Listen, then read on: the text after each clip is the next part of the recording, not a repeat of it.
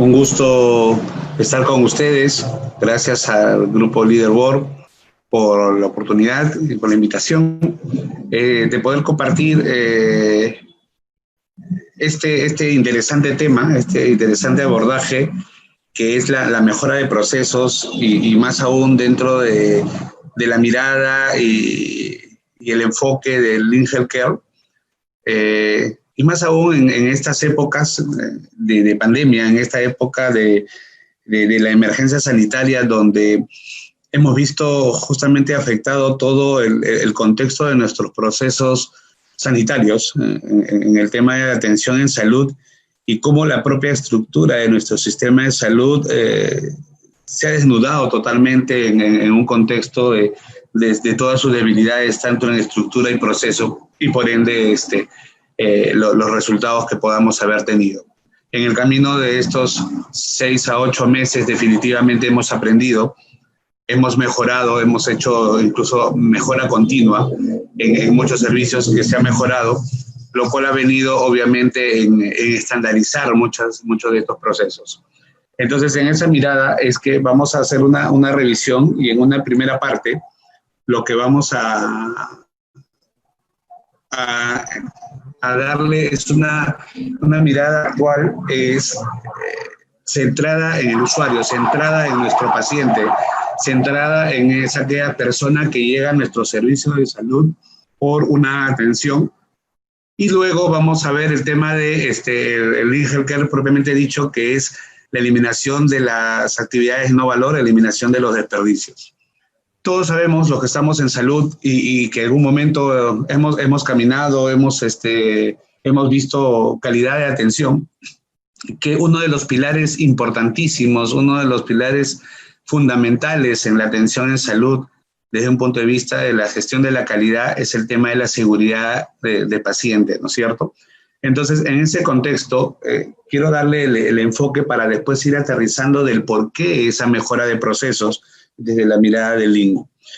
Entonces, seguridad de paciente sabemos pues, que simplemente es la ausencia o reducción de todo tipo de riesgo, ¿no?, hacia el usuario en el proceso de atención mientras lo vamos atendiendo. Es eliminar toda la posibilidad de que ocurra un evento adverso, ¿no es cierto? Entonces, en esa mirada, todo lo que nosotros hagamos desde que el usuario entra al establecimiento de salud, entra por una atención, todo lo que nosotros hagamos tiene que ser para mitigar o simplemente llevar a un cero a la posibilidad de que ocurra ese evento adverso en cualquier momento de el manejo o no manejo del paciente. Entonces, imagínense todo lo que podemos haber estado ocurriendo, puede haber estado ocurriendo en estos momentos de pandemia, donde uno de los parámetros que se rompió al inicio de la emergencia sanitaria justamente era la accesibilidad al servicio de salud e incluso hasta la oportunidad de la misma, por el mismo hecho de la carga del usuario, por la carga de pacientes, la carga de casos que tuvimos, y obviamente nuestro sistema no estaba preparado para ello. Un primer nivel de atención que se vio minimizado, ¿no es cierto? Y un nivel hospitalario que ya tenía problemas, que ya venía fragmentado, que ya venía con muchos déficits estructurales incluso, estructurales más que procesos, tuvo que afrontar el problema, tuvo que dar la talla para poder afrontar y obviamente hubieron actividades o acciones de no valor que van a afectar puntualmente la seguridad del paciente, como les decía, en el tema de accesibilidad al servicio y la oportunidad de la atención, e incluso ahí entramos al tema del continuo de la atención, que en pocas palabras es el sistema de referencia, moverlo hacia otra institución, lo cual era tremendamente complicado, sobre todo a las unidades de cuidados intensivos o intermedios.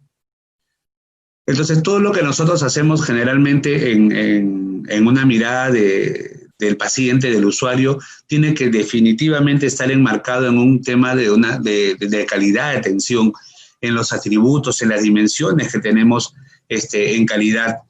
O sea, no solamente ser efectiva y eficaz, o sea, llegar a proveer bienestar, llegar a proveer servicios de salud, sino también tiene que ser con un uso adecuado de recursos.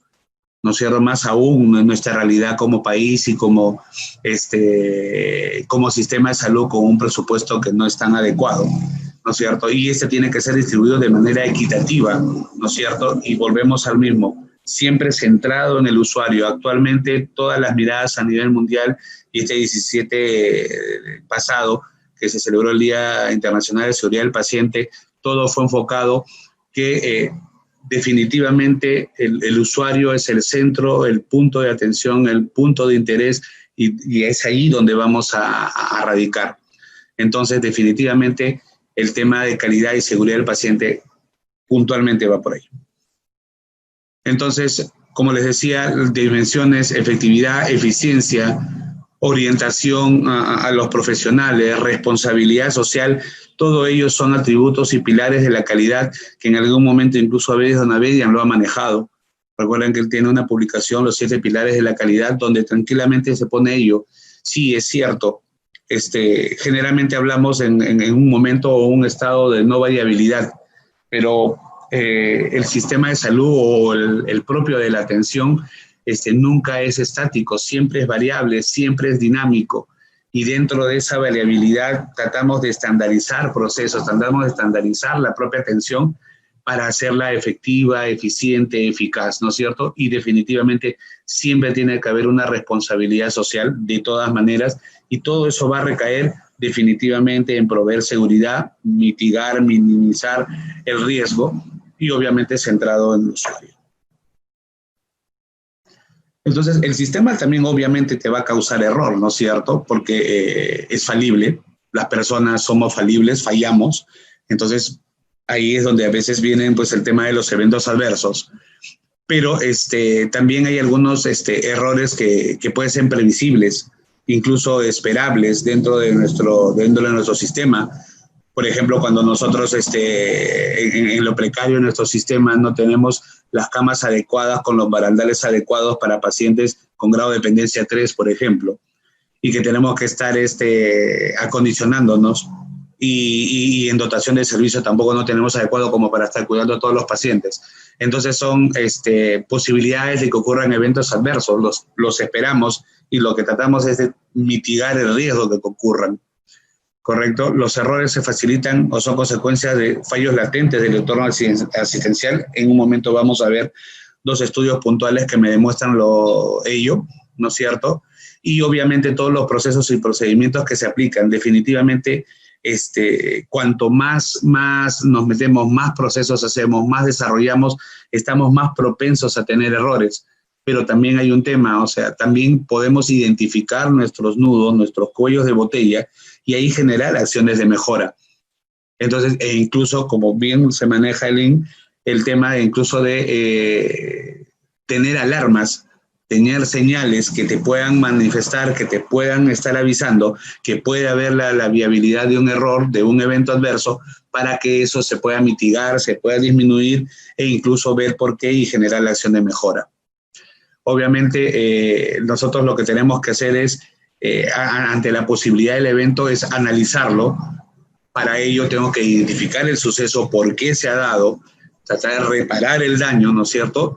Hacer el análisis causa-raíz y obviamente rediseñar, hacer la acción de mejora, ¿correcto? Todos sabemos y hemos visto, ya es conocido el modelo del queso suizo, que cuanto más controles tenemos en la posibilidad de que ocurra riesgo o que ocurra el evento adverso, definitivamente, o el daño va a ser mínimo.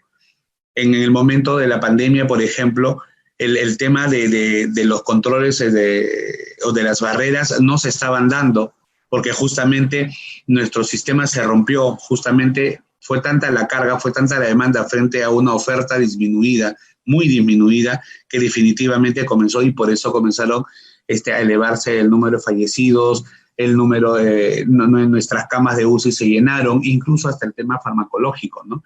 Recuerden que al comienzo fue todo el tema del oxígeno, pero comenzando a las semanas ya vinieron el tema de medicamentos, y no solamente los antivirales, ¿no? Sino, por ejemplo, los de pseudoanalgesia en cuidados intensivos, ¿no?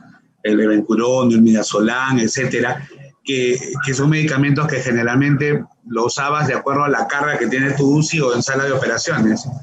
pero no para una carga pues de tener, estás acostumbrado a tener 10, 15 camas de UCI a pasar a tener 100, definitivamente también la carga o la cantidad de medicamentos, insumos, definitivamente va a ser otra. Y obviamente las compras nunca habían estado orientadas a ese nivel, y obviamente el mercado se saturó, y definitivamente lo que también pasó con las mascarillas. Entonces era bastante complejo acceder a estos medicamentos o insumos. Entonces, como ven, se va rompiendo, entonces las barreras se van rompiendo, entonces la posibilidad de que haya daño definitivamente se va a dar, como se ha dado, ¿no? Hubieron muchas complicaciones y muertes. Y esos son uno de los temas de los estudios. Fue en España en el tema hospitalario y prehospitalario, más o menos 5.624 pacientes para más de 42.000 estancias hospitalarias. Y lo que quería mostrarles es que la incidencia de eventos adversos estaba en 9.3, ¿correcto? Y de los cuales, miren, relacionados con la medicación, 37%, relacionados con infecciones intrahospitalarias, 25%, a un procedimiento 25% y a los cuidados 7.6%. Si ustedes lo ven, todo está relacionado con el cuidado, con la asistencia propiamente sanitaria. Y miren las posibilidades de que no haya sucedido, o sea, evitables. Con la medicación 34%, la infección asociada a la atención en salud 56%. Acá, por ejemplo, en el caso de la pandemia, definitivamente estamos, por ejemplo, con una neumonía asociada a ventilador mecánico, el tema de cateterismo, definitivamente la gran posibilidad de que se produzcan por la propia patología, ¿no es cierto? Relacionado al procedimiento 31.7, acá, por ejemplo, el paciente intubado con ventilación mecánica y que lo pongamos en prono, ¿no? Entonces, imagínense la gran posibilidad de que ocurra un evento adverso en torno a la atención.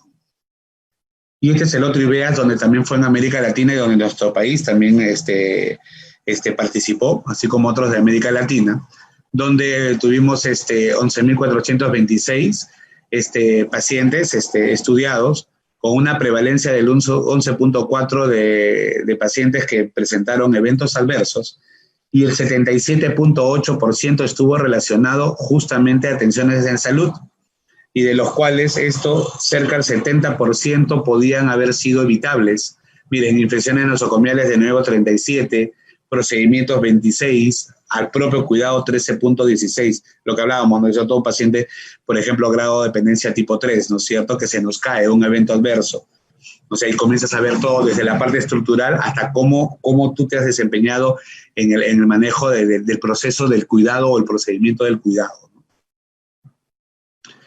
Miren, especialidades médicas, la prevalencia 10, en quirúrgicas 9.7, las obstétricas 8.4, en pediatría 10.9, en intensivas 22.7. ¿Por qué? Lo que decíamos hace un momento, cuanto más procedimientos, cuanto más procesos haya, somos más propensos. Y recordemos que cuidados intensivos es de alto estrés, es crítico, obviamente. Entonces, y vuelvo a poner el ejemplo de lo que estamos viviendo actualmente, ¿no? Un paciente crítico, dependiente de oxígeno, ventilación mecánica, todos los monitoreos que se dan en cuidados intensivos, encima la posición en prono. Entonces, siempre te puede conllevar a que pueda ocurrir un evento adverso. Entonces, visto todo este panorama y viendo el contexto de que tenemos una alta posibilidad nosotros de que ocurra un evento adverso, de que ocurra la posibilidad de un incidente, ¿no es cierto?, asociado a la propia atención en salud, al propio proceso de atención, nos hace que pongamos más énfasis en mirar cómo se da realmente este proceso.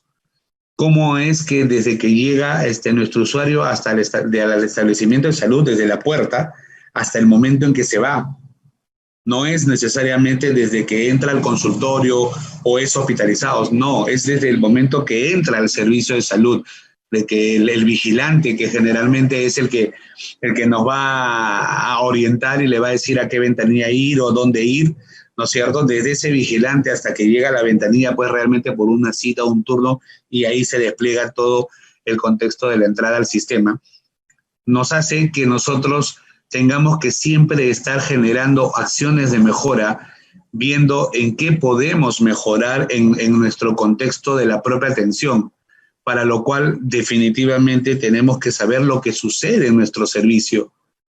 Siempre que hago la docencia o hago este tipo de eventos, siempre les digo, la única manera de saber cómo está tu proceso es que tú agarres de la mano a un paciente y te vayas caminando con él desde que entró hasta que se va. Es lo que tenemos que hacer. O sea, agarrar a un paciente y vivir con él todo lo que ocurre al momento que llega al establecimiento de salud, cual sea su nivel, cual sea su categoría. Es la única manera de saber cuál es la situación real de tu servicio. Y ahí es donde tú vas a identificar incluso tus riesgos y los vas a evaluar. Vas a ver dónde están tus cuellos de botella, tus nudos. Ahí vas a ver. Y en función a eso vas a poder planificar, vas a poder generar un conjunto de actividades que te van a permitir, ¿no es cierto?, actuar sobre ese punto crítico, actuar sobre ese posible error, sobre esa posible falla, que te va a traer una posibilidad de un evento no esperado, un evento adverso. Y obviamente te va a permitir posteriormente seguir cuidándolo, seguir vigilándolo, porque incluso vas a tener que poner ciertas alertas.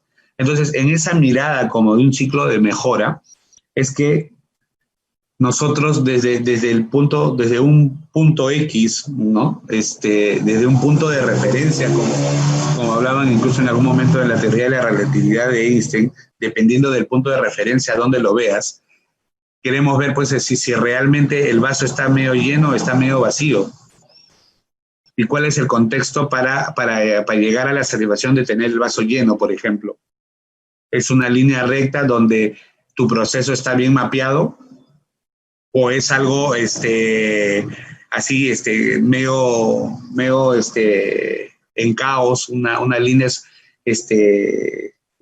curvas, sin forma, que hace que tu proceso no está bien estandarizado, probablemente no tanto no diseñado, sino no bien mapeado? Entonces vamos a ver desde qué punto de vista, y por eso es importante, y por eso le decía, caminemos el proceso. Caminemos el proceso, manejemos el proceso, conozcamos el proceso, porque esa es la base realmente de cualquier aterrizaje en gestión por procesos. Caminar realmente tu historia dentro de tu establecimiento de salud. Entonces, definitivamente, en esa mirada yo debo de conocer, ¿no es cierto?, y estar familiarizado con mi proceso. Desde que ese usuario llega, ¿no es cierto?, empujado tal vez en una de esas ruedas por el familiar, ¿no es cierto?, y se va a dirigir definitivamente al área donde va a necesitar sacar una cita o un turno. Va a tener una primera espera, ¿no es cierto?, a que lo atiendan, a que le den la cita, a que le den el turno, ¿no es cierto?, en admisión. Va a esperar, va a ser, las colas están descritas en todo el lugar. Seguimos en la espera para después pasar a un triaje, que es como una preparación, como dice el gráfico, ¿no es cierto?, para funciones vitales y todo lo demás. Y después ya comienza el tema de la propia atención, ¿no es cierto?, y servicios médicos de apoyo, y después viene la reevaluación. Todo ese mapeo debemos de conocerlo y haberlo caminado. ¿Por qué? Porque eso tiene que estar pegado en lo que nosotros hacemos como institución. O sea, tú en tu institución, en tu IPRES, en tu establecimiento de salud, sabes cómo es eso, lo tienes diagramado. ¿Cuál es el caminito que va a seguir el usuario? ¿Cómo va a caminar ese paciente? ¿No es cierto? Desde que entra hasta que sale. Porque incluso ahí es donde nosotros medimos los tiempos, ¿no es cierto?, de esos tiempos de espera, de cola en cola, de ventanilla en ventanilla, hasta que llega al consultorio y espera que lo atienda el médico, ¿no es cierto? Y pues se ha quedado pues un promedio de 8, 10, 12 horas, tal vez en el establecimiento, hasta que recién se va a su domicilio ya con sus medicamentos, sus exámenes y todo para una próxima reevaluación. Entonces, todo eso tiene que estar mapeado y dibujado dentro de la institución. Entonces, dentro de ello, nosotros vamos a tener dos miradas. Una, el tema de toda la parte de valor que realmente tiene el usuario, que es el camino real que te va a conllevar a la propia atención, y vamos a tener esos tiempos muertos que son actividades de no valor que se agregan al proceso de la atención y que generalmente son esas esperas, ¿no es cierto? O sea, tú vas, ventanilla 1, ya, turno, ticket.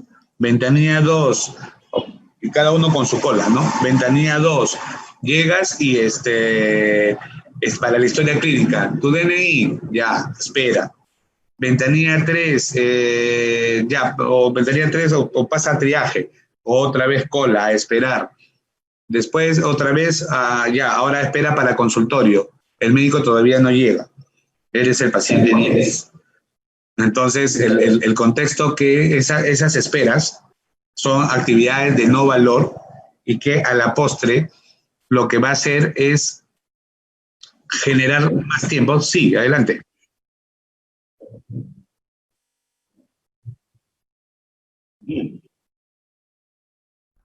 Claro que sí. Una consulta de John Anthony Vendezuno. Dice, para líneas adentro, ¿cómo visualizar el servicio?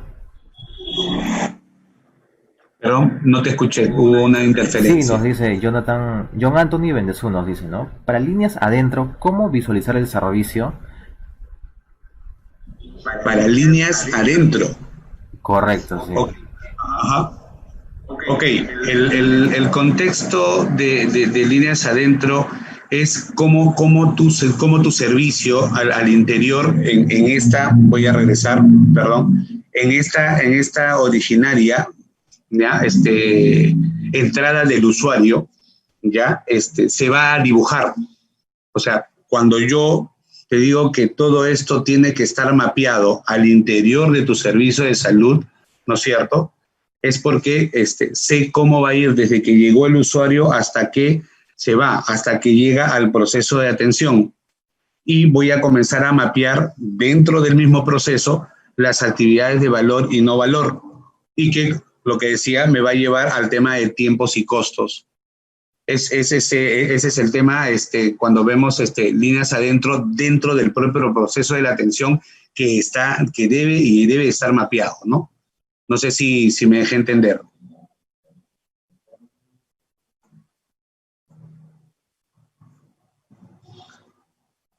Entonces, en el contexto, entonces, una vez que yo he comenzado a trabajar el tema, o sea, he identificado acciones de valor y de valor y de no valor, obviamente voy a ver afectado todo el tema de tiempos y costos en mi proceso de atención.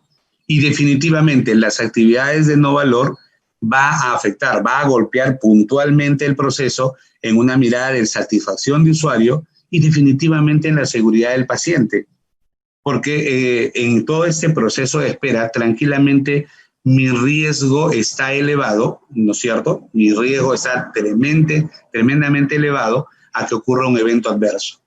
Y recordemos que en el tema de costos de no calidad, definitivamente en las acciones de no valor, la rentabilidad se ve disminuida. Obviamente en el sector público la rentabilidad va a estar definitivamente asociada al tema de seguridad del paciente, el tema de seguridad del paciente, ¿no? Definitivamente, y la propia satisfacción.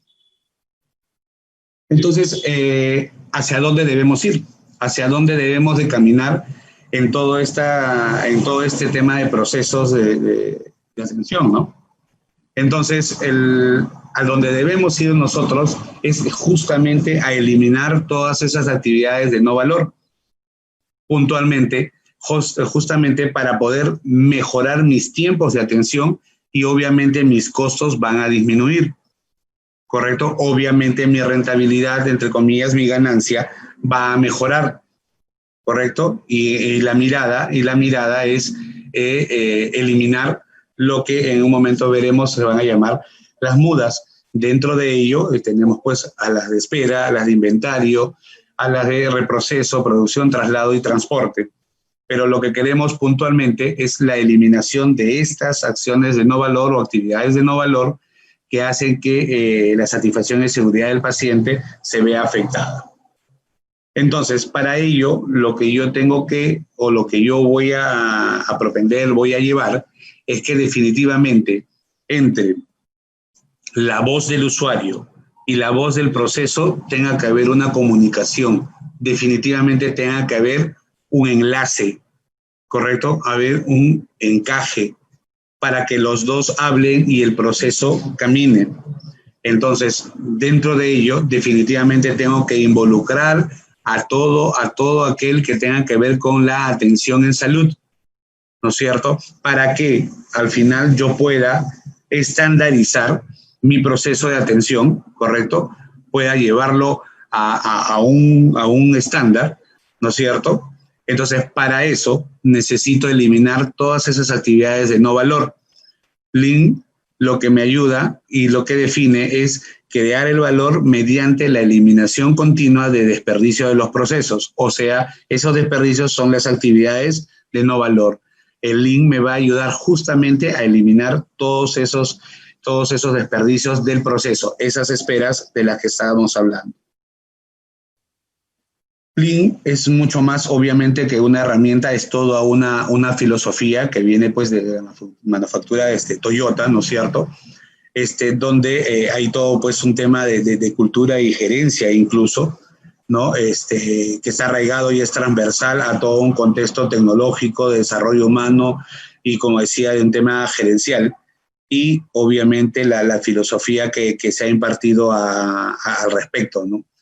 Entonces, para eso hay todo un contexto en la casa Toyota, ¿no? O sea, el tema de la excelencia operacional, donde dos de los pilares principales es dar el justo a tiempo del producto, ¿no es cierto? Que es forjar la pieza correcta, en cantidad correcta y cuando se necesita. Que quiere decir es que voy a darte la atención realmente de manera correcta, de manera adecuada, ¿no es cierto? En el momento que lo necesites, ¿no es cierto? Y cómo lo necesitas. Entonces, mi flujo tiene que estar orientada justamente al tiempo en que voy a demorar en atenderte, desde que entraste a que sales, o sea, todo el paso que vas a tener en el servicio de salud, ¿no es cierto? Y eso tiene que ser continuo, sin esperas, o la espera tiene que ser mínima, ¿no es cierto? Donde el propio sistema te vaya jalando para que tú no sientas de que estás haciendo esperas, ¿no es cierto? Y el otro, ¿sí? No. Sí, la consulta es de Josep, nos dice, doctor, buenas noches. Una consulta, ¿en Lean también se mide por indicadores? Claro que sí. Siempre, Lean no se sale del contexto de ser un manejo de procesos. Y recordemos que en una gestión por procesos tenemos métricas y también tenemos indicadores. También aterrizamos el tema de las métricas con los indicadores que vas a proponer en tu proceso. Recordemos que Lean Healthcare también va a aterrizar en un proyecto o en una acción de mejora donde al ser continuo, ¿no es cierto? Acuérdate que en la parte de evaluación, nosotros al final es una auditoría, al final es una evaluación y nosotros generalmente nos medimos con métricas, con indicadores a partir de estándares. Definitivamente manejamos indicadores, definitivamente. Y los indicadores más frecuentes en calidad generalmente son los de estructura, proceso y resultado, ¿no? Impacto. Bien, entonces, como les decía, el otro también es el GEOCA, que es calidad en la fuente, ¿no es cierto?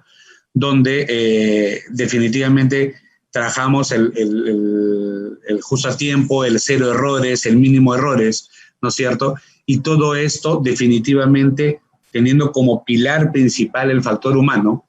Por eso que siempre también una de las cosas que digo, mientras nuestro sistema de salud no tenga una real política pública de capital humano en salud, siempre vamos a tener un resquebramiento de nuestro sistema. Porque ustedes están viendo que acá es uno de los pilares principales, el factor humano. Entonces, porque si no, el proceso no va a caminar. ¿correcto? Todos nos identificamos en el proceso, todos participamos en el proceso. Entonces, todo este sistema, esta casa de Toyota, con una excelencia operacional desde el punto de vista filosófico, lo que quiere es que tengamos procesos estables y estandarizados, tengamos producciones niveladas, o sea, estandarizadas, ¿no es cierto? Y una mejora continua, ¿correcto? Definitivamente. Y obviamente tenemos varias herramientas que podemos trabajar, como el BSM, el Value Stream Mapping, ¿no es cierto? Todo lo que son las herramientas operativas, como los Kanban, ¿no es cierto? Y todas lo que son las herramientas de seguimiento, como los KPIs, que son también indicadores, como nos preguntaban. Adelante. Sí, nos dice John Anthony Bendezo también nos vuelve a preguntar sobre ¿en qué momento sugiere utilizar el Hoshin Kanri? El Hoshin Kanri generalmente es cuando yo voy a hacer el planeamiento estratégico, y generalmente que es un buen momento, y generalmente es cuando yo comienzo, ya una vez que he mapeado todo, ¿no es cierto? He hecho, por ejemplo, mi BSM actual, ¿no es cierto? Y ya voy a generar todo el contexto de la acción de mejora para hacerle un estado futuro.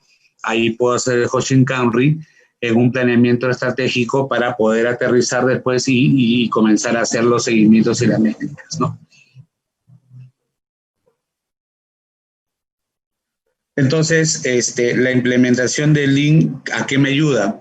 A disminuir, reducir o desaparecer todas las actividades de no valor, que son las mudas, toda la variabilidad, que son las muras, y toda la sobrecarga, que son los muri, que son generalmente los 3 parámetros que vamos a trabajar en Lean para disminuir todo el tema de desperdicios.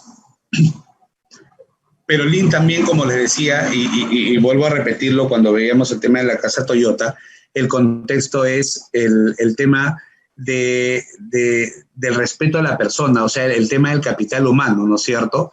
En el contexto Lean es desafiar a las personas, empujarlos a una mejora continua, a un actuar, pero de manera constructiva, o sea, generando esa filosofía de la mejora del proceso, pero estandarizado y continuo.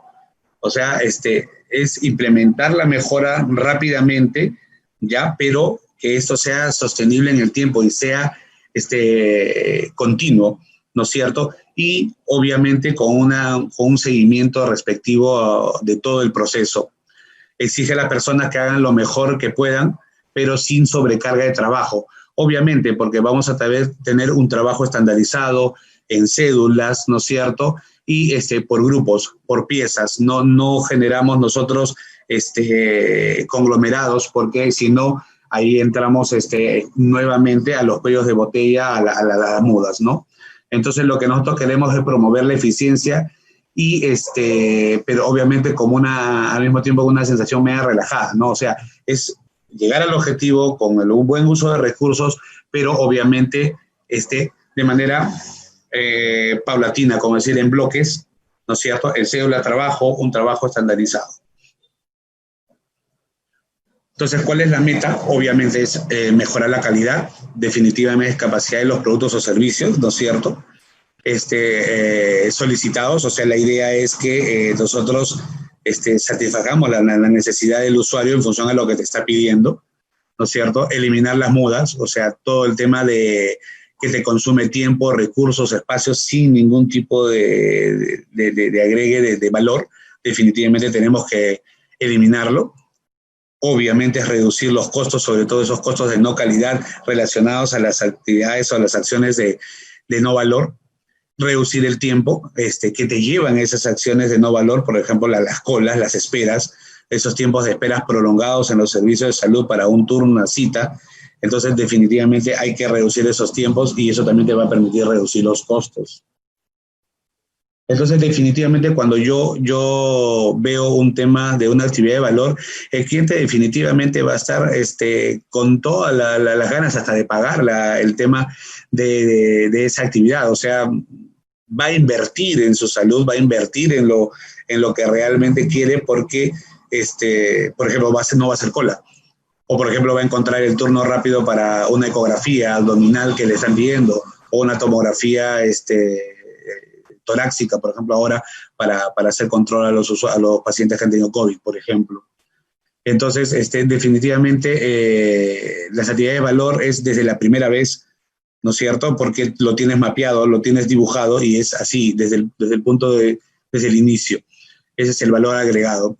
Y obviamente todos los de no valor, como les decía, que son las mudas, entre ellas pues está todo lo que es las esperas, los inventarios innecesarios que tenemos, sobreproducciones, por ejemplo, el laboratorio, los reprocesos, errores en el tema, por ejemplo, los rayos X, una placa velada, los movimientos innecesarios, transportes necesarios y todo lo que son defectos. Entonces, un poco para ver el contexto con un pequeño ejemplo rápido, el tema de cómo vamos viendo el proceso de atención y cómo vamos viendo cómo lo vamos manejando. Entonces, esta es una mujer, ¿no? Que en un contexto de una atención preconcepcional, en un primer nivel de atención,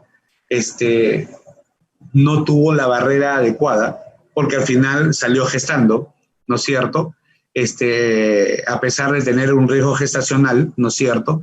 Y que abandonó el método anticonceptivo y no fue seguida, no fue monitorizada. El segundo eslabón ya entra dentro del proceso propio de atención. Esta gestante es captada de manera tardía, ¿no es cierto? A pesar de que es una gestante o es una mujer de edad fértil con riesgo que dejó el método anticonceptivo y la capta tardíamente en la atención primaria, ¿correcto? Pasa el tema gestacional y es referida a un hospital 2-2, donde nuevamente la regresan a su primer nivel de atención, ¿no es cierto? Y porque le dijeron que en ese momento no la iban a atender, no tenía nada de riesgo, la regresan y ella después de 12 horas está llegando en expulsivo, ¿no? El tercer eslabón, problemas con el producto, ¿no es cierto? 31 horas después, para completar los resultados de una analítica desde el momento de la indicación, 11 horas para la atención de la interconsulta por cardiología pediátrica, y este niño pasa a UCI 2 horas después de la indicación de interconsulta por cardiología pediátrica porque tenía una cardiopatía congénita. Entonces, miren todo lo que ocurrió desde el simple hecho de un contexto de no una atención no adecuada en planificación familiar, con un seguimiento real en la mirada del riesgo que tenía esta paciente desde gestar, ¿no es cierto?, hasta la propia gestación, la propia atención tanto en el primer como en el segundo nivel, ¿no es cierto?, donde no hubo una adecuada atención en el primer momento, ¿no es cierto?, y que conlleva a que llegue un expulsivo con un producto complicado y que dentro de la atención del propio producto, del propio recién nacido, tengamos dos demoras puntuales, una en el tema de los exámenes auxiliares y la otra en la propia interconsulta o atención por alguna especialidad. Adelante. Un momento, ya, sí, nos pregunta Josep. Una consulta, doctor. ¿En LIN es necesaria la documentación de procedimientos? Nos pregunta. Claro, cuando nosotros empezamos a hacer empezamos LIN, ¿no es cierto? Esta es una mirada general cuando tú haces ya todo el desarrollo. Uno de los primeros parámetros para dibujar, utilizas algunas herramientas como el SciPop, el DAP, ¿no es cierto? Y el formato A3. Todas estas herramientas que te van a permitir dibujar tu proceso hacen que tú también recopiles información, ¿no es cierto? Porque es lo primero. Cuando tú vas también en general, cuando vas a ver procesos, ¿qué es lo primero que haces?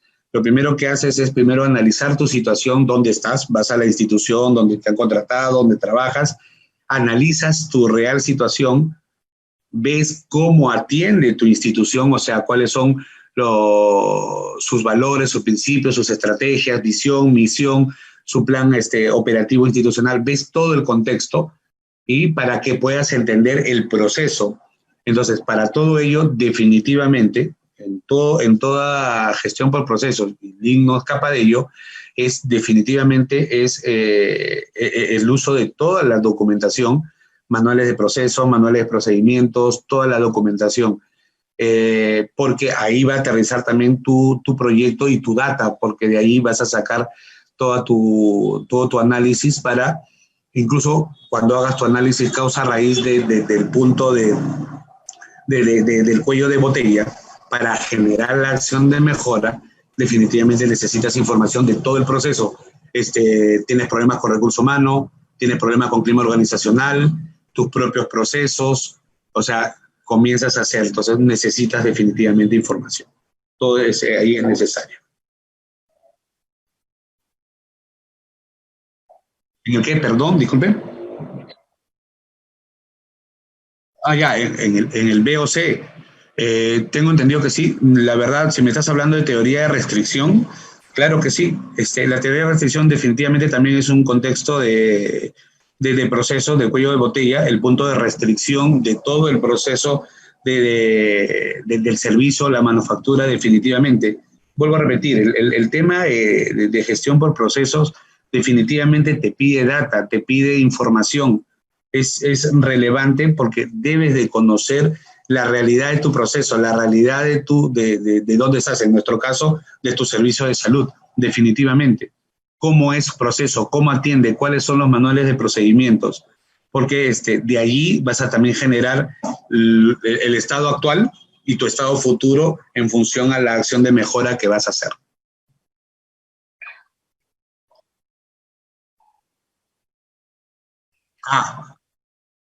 Pues sí, me puede decir porque la verdad no, o a qué se refiere, porque sí es la voz del cliente.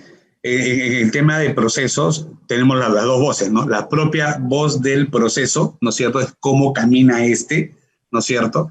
Cómo se da, los pasos que yo le he puesto, y la otra es la voz del usuario, ¿no es cierto? Que es el que me dice cómo lo está viviendo, cómo lo está caminando. Quejas, reclamos, sugerencias, o sea, yo al final, y es lo que hablábamos hace un rato, yo tengo que hacer ese encaje, ¿no es cierto? Veíamos en la figura esa persona con sus familiares en los pasadizos, ¿no es cierto? Esperando que una atención, ¿no es cierto?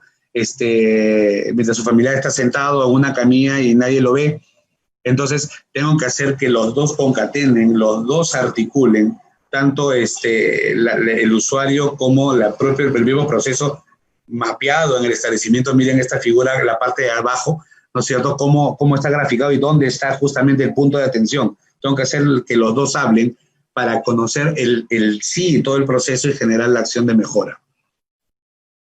No sé si a eso se refería.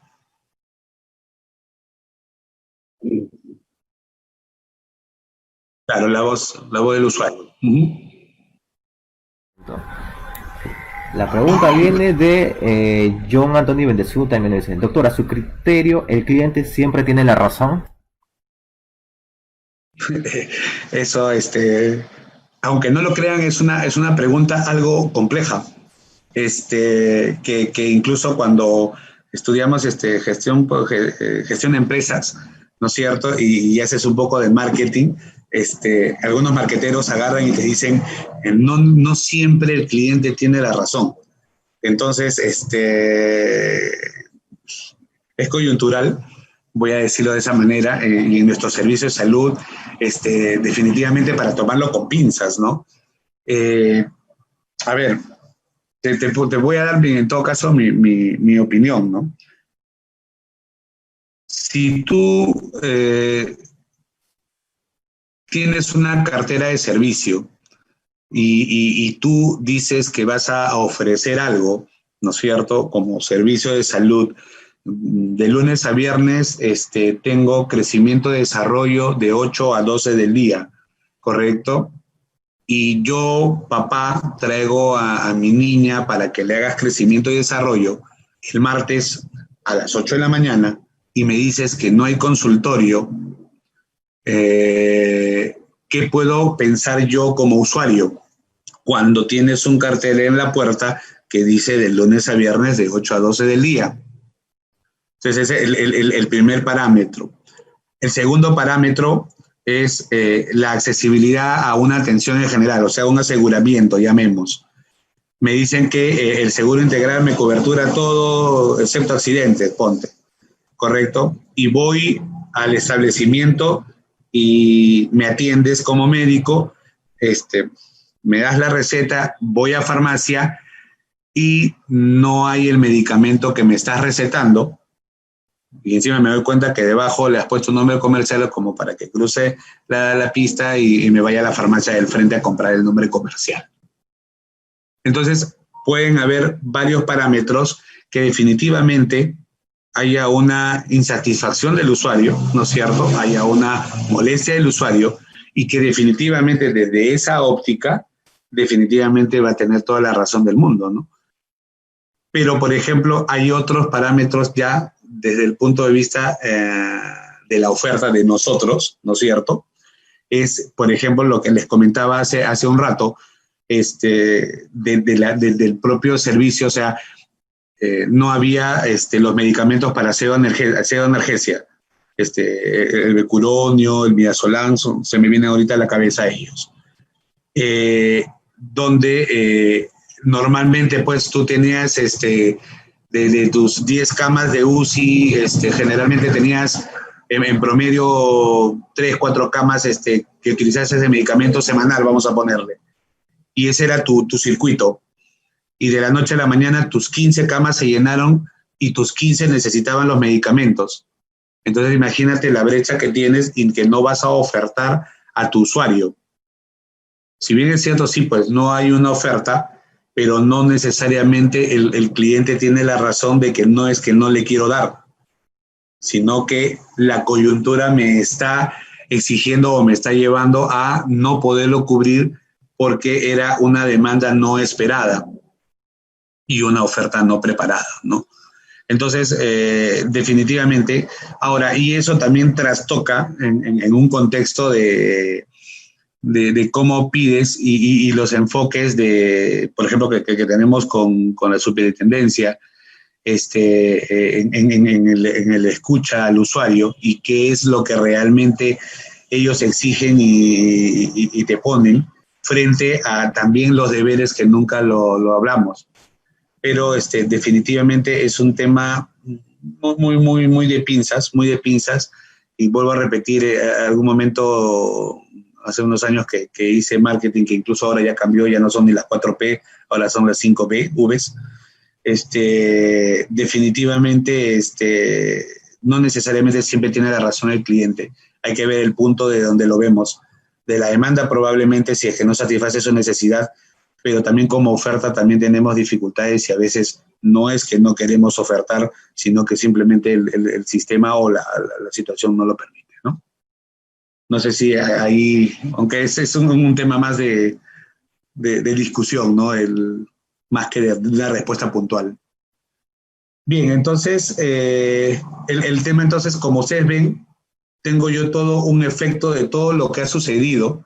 Miren, desde un tema de la demora de la atención de la gestante y que llegue expulsivo hasta más de 24 horas de que ese niño no tiene exámenes auxiliares y más de 12, casi 12 horas que no lo ve el pediatra, el cardiólogo pediatra para que pueda pasar a cuidados intensivos, ¿no es cierto? Y al final recién nacido fallece, ¿no es cierto? Me hace que definitivamente pues yo tenga todo un agregado de no valor en todo el tema de espera, ¿no?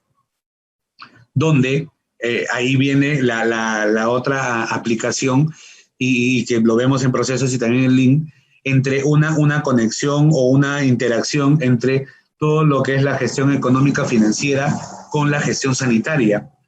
Y todos sabemos en salud que una real gestión clínica en salud, tanto en atención primaria como hospitalaria, realmente no existe, donde se supone que debemos nosotros organizar todos nuestros recursos al interior de nuestras IPRES ¿no es cierto?, en un trabajo de equipo para hacer obviamente pues eficiente, eficaz la propia atención, ¿no? Y en una mirada de satisfacción de usuario, de satisfacer las necesidades de la población. Entonces, lo que nosotros tenemos que ver realmente en ese contexto entre la interacción de esta gestión económica financiera y la gestión sanitaria se dio realmente de manera adecuada. O sea, realmente esas 31 horas que demoró en los exámenes auxiliares, ¿fue realmente una demora factor humano o fue a lo mejor que en el proceso económico, financiero, logístico era que no tenía insumos? Por ejemplo, no tenía AGA, no tenía electrolitos, no tenía, en ese momento simplemente el ecógrafo estaba malogrado y no tenía accesibilidad a ello. Entonces, definitivamente eso va a repercutir en el tema de la gestión sanitaria, ¿no es cierto?, en el propio accionar que va a aterrizar en una prestación definitivamente no adecuada, donde yo tenga obviamente mudas, ¿no es cierto?, tenga cuellos de botella, porque no voy a poder atender porque no tengo los insumos adecuados. Y por ende, los resultados va a ser definitivamente una no satisfacción, un evento adverso y una cadena de valor no adecuada, porque van a haber acciones de no valor definitivamente marcadas, ¿no? Obviamente, y las mudas lastimosamente no van a recaer necesariamente en esa gestión económica financiera y esa gestión sanitaria. Va a caer puntualmente en la prestación. Porque el problema, acaso a mí me está diciendo logística se demoró, no, me está diciendo demoró 31 horas en dar los resultados, en tomarle los exámenes auxiliares, demoró 11 horas en que venga el pediatra, o sea, cae puntualmente en el tema de la propia atención. Entonces, como ven acá, esperas, paciente esperando que le asignen una cama, inventario, pacientes que no son dados de alta, sobrestock en farmacia, por ejemplo, sobreproducción, medicamentos administrados antes de tiempo para ajustarse a la programación, reproceso, repetición de pruebas. A lo mejor esas 31 horas fueron porque dentro del laboratorio no se conocía el proceso, estaban en todo con lo que dicen en el tallarín y definitivamente demoraron. O lo otro, laboratorio sabía que este niño era una prioridad. Nosotros en el servicio de neonatología habíamos mapeado a nuestro paciente y habíamos puesto una alerta diciendo, oye, laboratorio, necesito este examen ya, porque es un paciente de prioridad, es un paciente en estado crítico. Sabían que estaba en cuidados intensivos. Entonces, miren el contexto del mapeo del proceso, ¿no? O sea, identificar realmente cómo es ese proceso. Error en la medicación, por ejemplo, en el tema de defectos, ¿no? Hay también el tema, ¿sí? Sí, tenemos otra consulta, sí, disculpa que te interrumpa. Claro, sí. No, para eso estamos. Alex Montero nos pregunta, bueno, nos hace varias preguntas y bueno, nos dice, ¿cuál es la principal diferencia entre Lean Service y Lean Healthcare? Bueno, la otra es, ¿únicamente el sector y el contexto en el cual se despliega o hay diferencias más sustanciales que marcan una diferencia radical entre una y otra? El Lean Service es el macro. Generalmente es un servicio, es generar la eliminación de las actividades no valor, los desperdicios en toda una cadena de servicios, ¿no? En general. Y lo que y la corriente o lo que se hace actualmente es generar todo ese contexto de la manufactura, de todo el contexto de Toyota, ¿no es cierto? Es traerlo a salud, ¿no es cierto? Y hacer el Lean Healthcare, que es prácticamente lo mismo, ¿no? Es un Lean Service, pero en Healthcare, en cuidado de la salud. Ese es el contexto, pero al final es Lean Service, es el macro, ¿no? Es en un servicio. Es eso prácticamente. Creo que tenía además otras preguntas.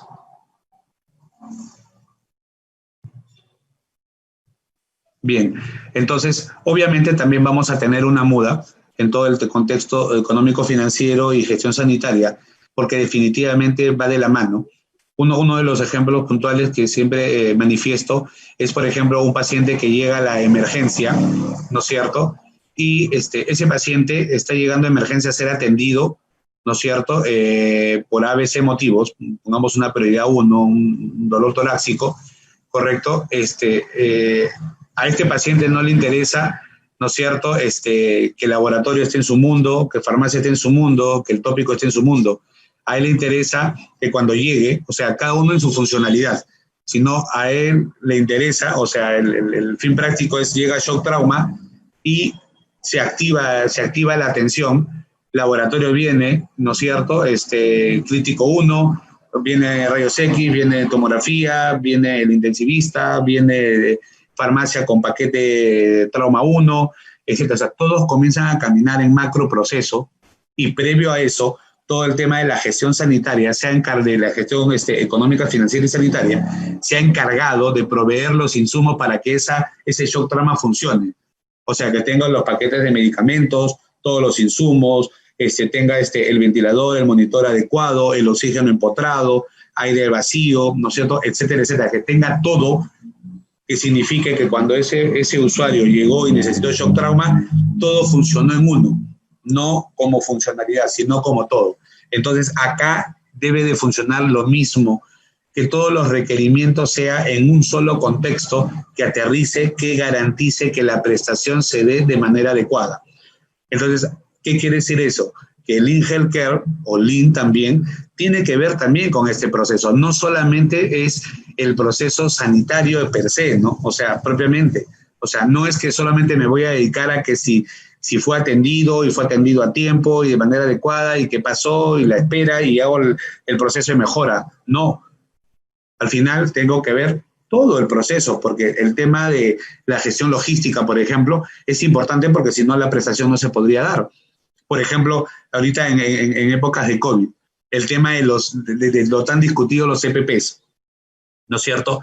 Si yo dentro de mi proceso no determino que se dé un flujo adecuado de entrega de EPPs para pacientes de emergencia, de UCI, de triaje diferenciado, etcétera, ¿no es cierto? Entonces el proceso no va a caminar. Entonces yo tengo que saber cómo está el proceso logístico, incluso desde el requerimiento del área usuaria, e incluso hasta el control de calidad del área usuaria del EPP que van a comprar. O sea, tengo que mapear el proceso que garantice que la prestación se va a dar. Sí, adelante. Josep nos pregunta, doctor, quizás mi pregunta sea para aclarar mi duda, ¿no? ¿El Lean es aplicable solo al sector salud pública o también a un laboratorio acreditado bajo una norma ISO 15189, por ejemplo? Las normas ISO también son mejora de procesos, El Lean es también otro tipo de mejora de procesos, así también como existe John Commission, Malcolm Baldrige, correcto. Y el tema de Lean también, el tema de procesos también se puede dar en un laboratorio, porque al final vas en un laboratorio, vas a manejar procesos, vas a manejar todo un flujo, ¿no es cierto? ¿No es cierto? De que tú mapeas qué es lo que vas a ofertar. Y obviamente ya tienes parámetros. Si tú ahí tienes la ISO es la que te va a dar todo el procedimiento. Si tú quieres ahí aplicar el Lean para un tema de mejora, para el tema de afinar, estandarizar tu proceso, ¿no es cierto? Por ejemplo, uno de los ejemplos puntuales es tienes una cola para laboratorio en tu carpa de triaje para el tema de COVID, ¿ya? Y tienes como 10, 15 personas.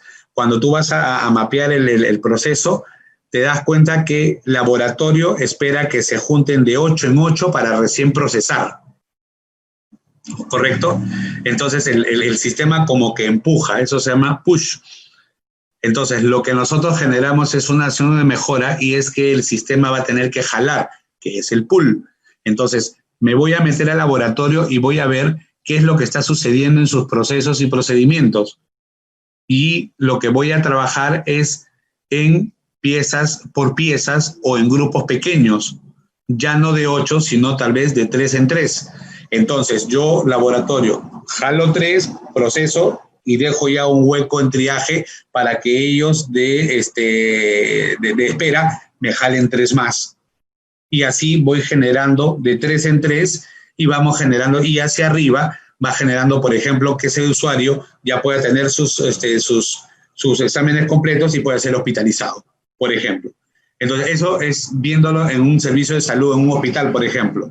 Pero si tú tienes otro tipo de laboratorio, cualquier otro, igual tienes un procedimiento porque vas a tener una oferta y una demanda, ¿no es cierto?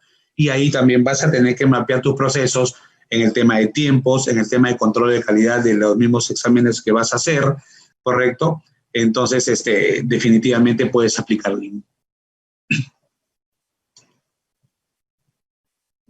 Pasando esto. Entonces, como les decía hace un momento, yo necesito tener mi estado actual, mi mapeo actual, ¿no es cierto?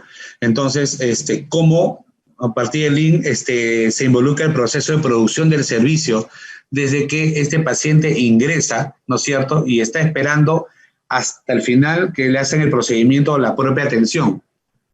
Y desde una perspectiva de cómo también lo mira el usuario, porque obviamente, ¿no? O sea, yo ahorita me siento mal, me falta el aire, quiero ir, quiero que me vea el neumólogo, soy asmático, me está fastidiando mucho mi asma, quiero que me vea el neumólogo y lo primero que me voy al hospital y voy a ir a la ventanilla y voy a querer un turno. Entonces ahí me van a decir sí, no, cola. Entonces es cómo yo voy a percibir el proceso, ¿no es cierto? Cómo lo voy a mirar desde que yo ingreso al establecimiento y cómo me orientan. Por eso que, vuelvo a repetir, todos se involucran en el proceso.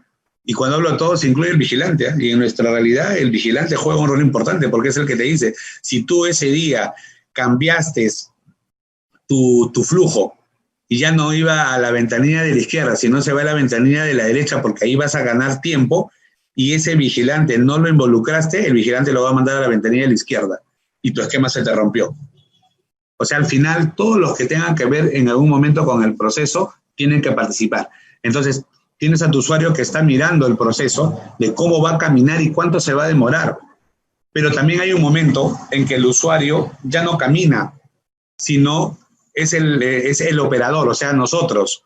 Por ejemplo, en el hospital donde yo trabajo, ¿no es cierto?, ya el paciente al final termina su tema ya para la historia clínica, ¿no es cierto? Entonces, la historia clínica viaja, se supone, al consultorio.